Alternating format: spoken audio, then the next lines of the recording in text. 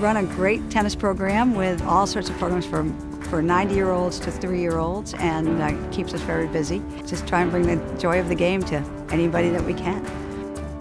One of the things we're excited about is the partnerships that we've been forming with the schools in the area. Starting in kindergarten, they get tennis 2 or 3 times a week for free at the Y. We see obesity as an issue. We see food insecurity. The opioid crisis has definitely impacted our community as well.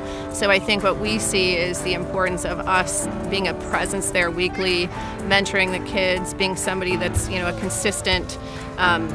a consistency in their life. We've been very fortunate between the USTA and Net Generation. They are such a partner with us in terms of trying to get a racket in every kid's hands. And also we have a community program called Carl's Kids that will outfit any kid who needs a racket or sneakers or whatever they need.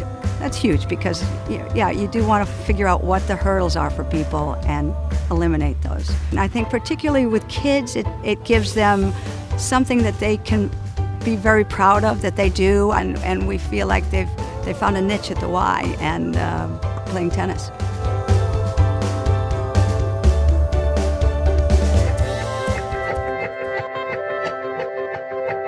New Heights is an after-school tennis and mentoring program. So we like to have the kids come with us after school. We just expanded to 3 days a week. We teach them tennis. We help them with their homework. We just love spending as much time with the kids as possible, about 3 hours after school each day. We're trying to incorporate the ACE curriculum, which is put together by the USTA. And we have presenters coming in to teach the kids. Next month we have actually TD Bank coming in to do a financial awareness so they can start to learn how to save money and maybe start their own checking account for the first time. I believe 100% everyone can play. And it doesn't matter if you are the 5-year-old or the 95-year-old. Our kids need to feel that they belong to something, to a group, to a team. And for us, everything begins with being a member of a team. Our kids really vary between a child that has attention deficit disorder or issues at home that are greater than anything any of us have faced before, to just having a hard time fitting in socially at school. The minute they are involved in an organization like our network, it makes the greatest difference in allowing them to feel that they are not part of a team and someone is concerned about their well-being. Everyone has that feeling at the end of the day, that we're doing it to create some sort of positive social change.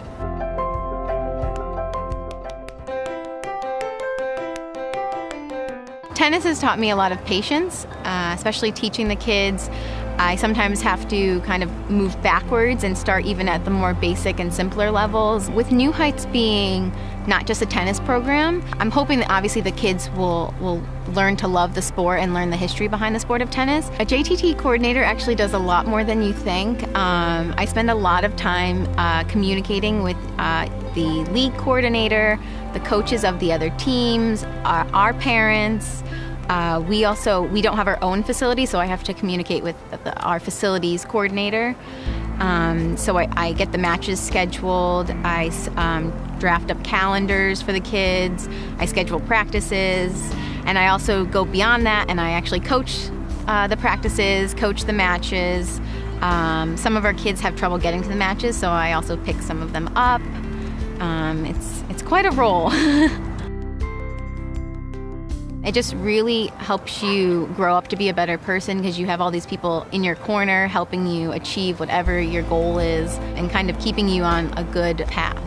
It's really exciting when you have a kid start playing matches and they win their first match and just the joy on their face, it's priceless.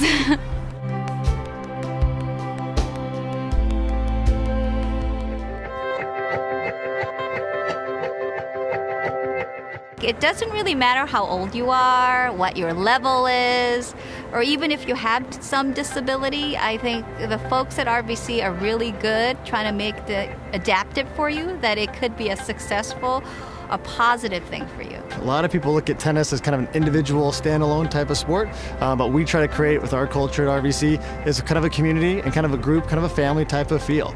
So we are one of 20 clubs currently right now in the United States that does the Buddy Up Tennis, which is a 90-minute adaptive tennis program for athletes of all ages with Down syndrome. So for every athlete that we have a volunteer, what we call buddies, to be paired with one of the athletes, and we have parents coming in with their kids to do it. But it's bringing the whole community together. It's bringing in athletes that don't get the chance to play a sport, but it's also bringing in other tennis players to volunteer and to give back to a sport that we all love and that are passionate about in a fun, exciting, very energizing type of environment.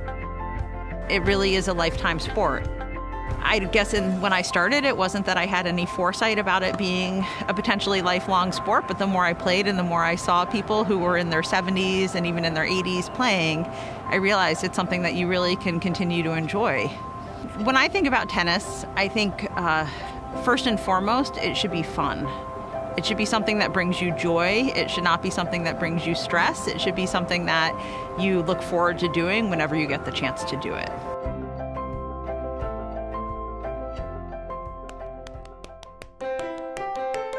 I grew up in a tennis family. Both of my parents were big-time players, so they would take me to the courts all the time. Oh my word, yes.